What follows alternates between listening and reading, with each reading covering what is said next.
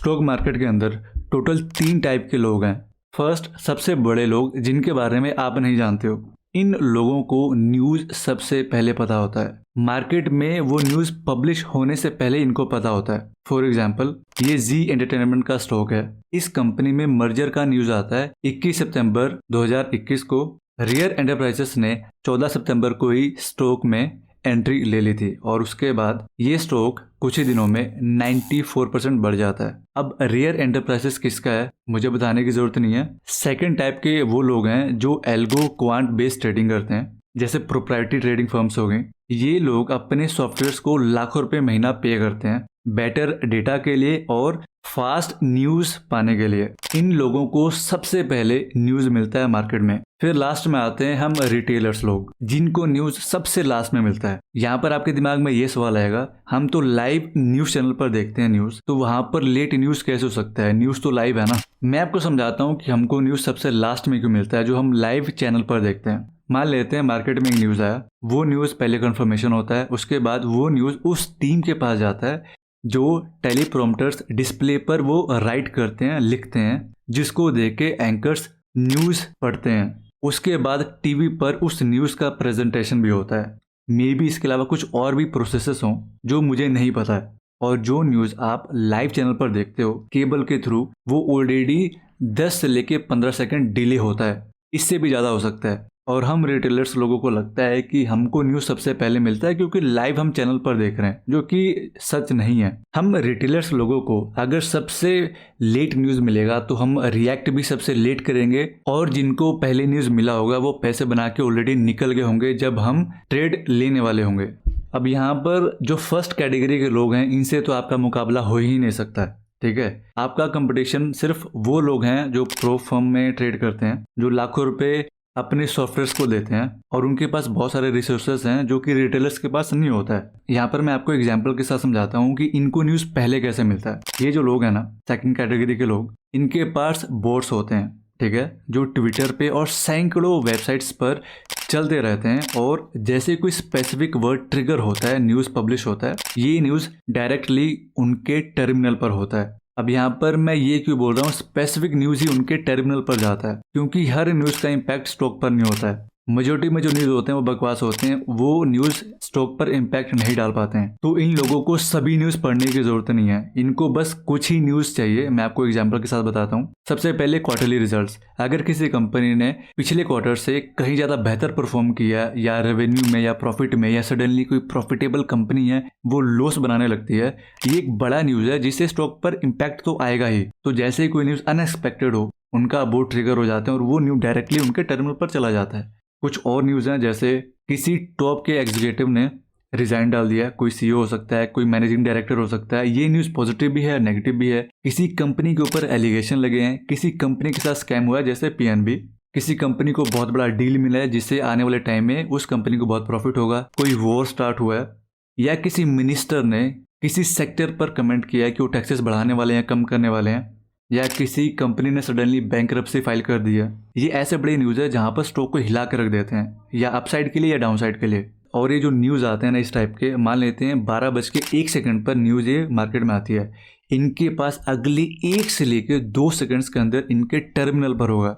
मैं 1-2 सेकंड की बात कर रहा हूँ, और आपके पास न्यूज़ पहुँचते पहुँचते पता नहीं कितनी मिनट निकल जाते हैं, और कई बार तो घंटे भी निकल जाते हैं। अब यहाँ पर आप बताओ, वो इंसान पैसा बनाएगा जिसके पास न्यूज़ सबसे पहले पहुँचा है अगले 1 सेकंड में, या फिर आपके पास जिनके पास न्यूज़ सबसे लास्ट में पहुँचा है?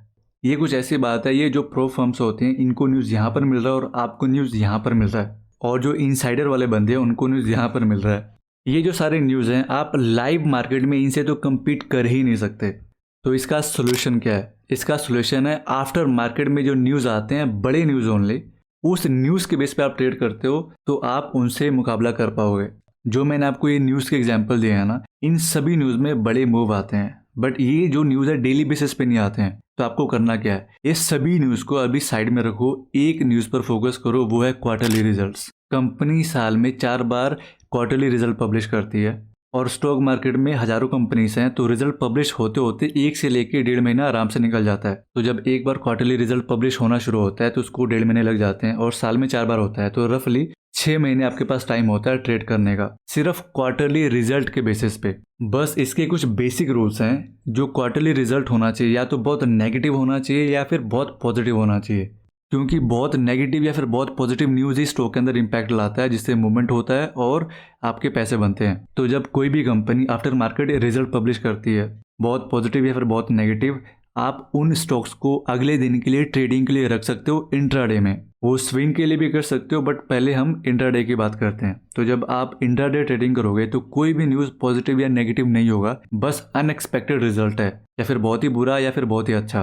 तो पहला रूल हो गया इंट्राडे के लिए कि जो न्यूज़ होना चाहिए आफ्टर मार्केट आना चाहिए, ताकि किसी को भी फर्स्ट न्यूज़ ना मिले। जब मार्केट बंद होगा तो किसी को भी कभी भी न्यूज़ मिले फर्क नहीं पड़ता, क्योंकि वो ट्रेड ही नहीं ले पाएंगे, नेक्स्ट डे ही ट्रेड लेना पड़ेगा और नेक्स्ट डे सभी को इक्वल अपॉर्चुनिटी होगी।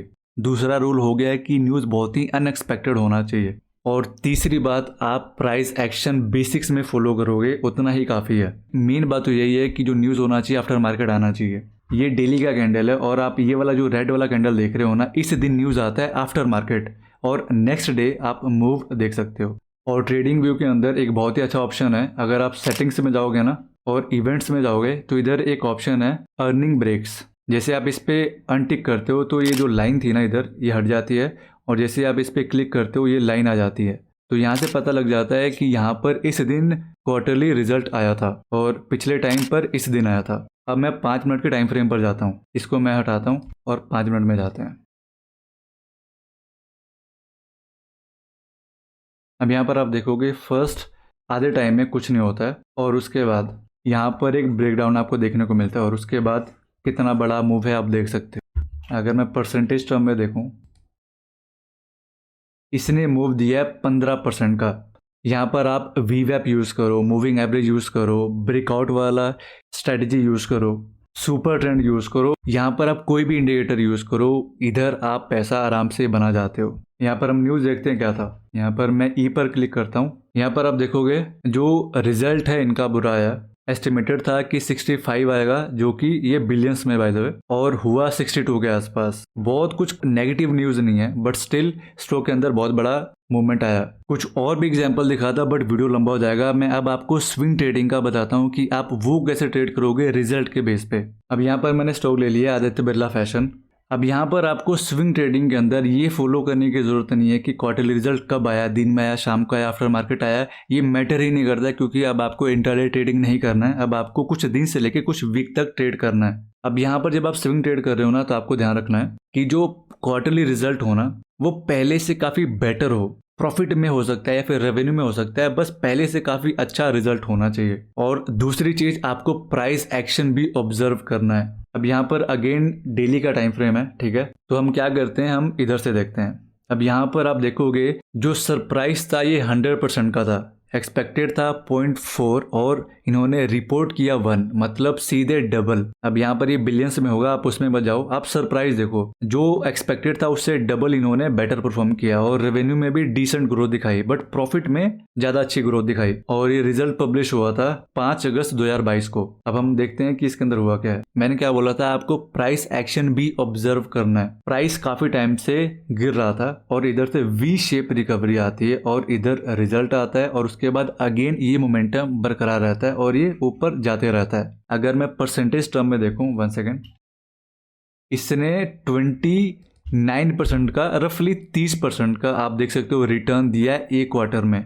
अब यहाँ पर हम आगे चलते हैं इधर। अब हम देखते हैं यहाँ पर जो प्रॉफिट था एक्सपेक्टेड था 1.1, बट इन्होंने पब्लिश कितना किया, सिर्फ 0.3। ये 67% का ड्रॉप देखने को मिला। यहाँ पर जो रेवेन्यू है वो तो उतना ही है, बट प्रॉफिट में बहुत बड़ा डेंट लगा है। उसके बाद हम देखते हैं पहले ही दिन बहुत बुरी तरह पिटाई हुई इसकी और उसके बाद आप ये देखो काफ़ी टाइम एक रेंज के अंदर रहा, उसके बाद अगेन फॉल हुआ इसके अंदर। तो मैंने क्या बोला था, प्राइस एक्शन आपको ऑब्जर्व करना है। यहाँ पर आपको कोई भी रॉकेट साइंस का यूज़ करने की ज़रूरत नहीं है।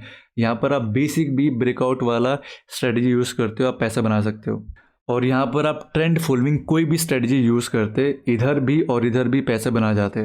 तो स्विंग ट्रेड के अंदर आपको नेक्स्ट डे ही ये नहीं देखना है कि कितना मूव आया अप साइड को या डाउन साइड को, या फिर इधर भी आप देखोगे लगभग 1 महीना कोई मूव नहीं है, बट उसके बाद आप देखो तो आपको पेशेंस दिखाना है। आपको सही टाइम का वेट करना है, फिर ट्रेड लेना है। स्विंग ट्रेड के अंदर आपको रिटर्न बहुत अच्छे मिलेंगे। यहाँ पर किसी को कुछ ना कुछ तो पता था, जहां पर इधर इसने वी शेप रिकवरी दिखाई, तो आपको नॉर्मली ही ऑब्जर्व करना है कि प्राइस कर क्या रहा है। अब मैं आपको आगे दिखाता हूँ। अब यहाँ पर मैंने ये स्टॉक जाइडस लिया हुआ है। अगेन मैं अर्निंग्स पर क्लिक कर रहा हूँ। अब यहाँ पर आप देखोगे प्रॉफिट में 69% का सरप्राइज आया, मतलब जो एक्सपेक्टेड था उससे 69% नीचे को प्रॉफिट इन्होंने रिपोर्ट किया है, और रेवेन्यू में कोई भी ग्रोथ नहीं हुआ है।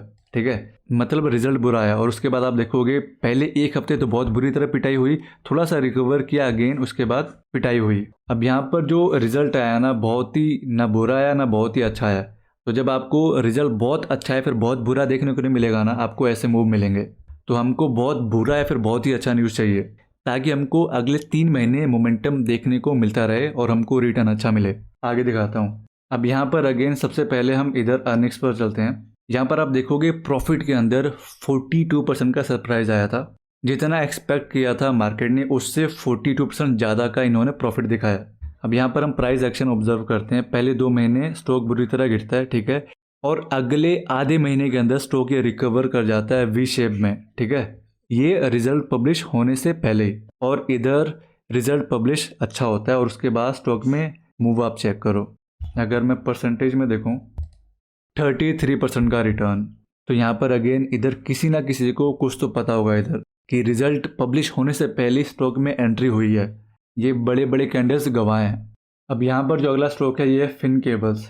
ठीक है, अब यहाँ पर आप देखोगे ये बस एक हफ्ते पहले रिजल्ट आया और 62% का सरप्राइज है, मतलब जो मार्केट ने एक्सपेक्ट किया था उससे 62% ज़्यादा इन्होंने प्रॉफिट बना के दिखाया। और उसके बाद अगर हम देखें पहले दिन कुछ खास मूव नहीं, जब रिजल्ट आया 2 दिन साइडवेज, अगले दिन ब्रेकआउट और उससे अगले दिन बूम।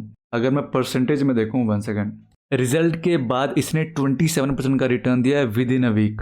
तो आपको हर बार 3 महीने वेट करने की ज़रूरत नहीं है। अगर आपको डिसेंट प्रॉफिट मिल जाता है 10-20% कुछ ही दिनों में, तो आप निकलो भागो। क्यों 3 महीने वेट करना है? अगर आप मेरे से जुड़ना चाहते हैं तो आप एलआईसी ब्लू में अकाउंट ओपन कर सकते हैं, जहाँ पर आपको डिलीवरी फ्री है, म्यूचुअल फंड में इन्वेस्टमेंट फ्री है, पर ऑर्डर इंट्राडे में एफएनओ करेंसी कम्युनिटी सिर्फ 15 रुपये, जहाँ पर आपको बाकी जगह 20 रुपये देने पड़ते हैं। अगर आप अकाउंट ओपन कराते हैं तो आपको पेड कोर्सेज फ्री में मिलेंगे प्राइवेट ग्रुप में।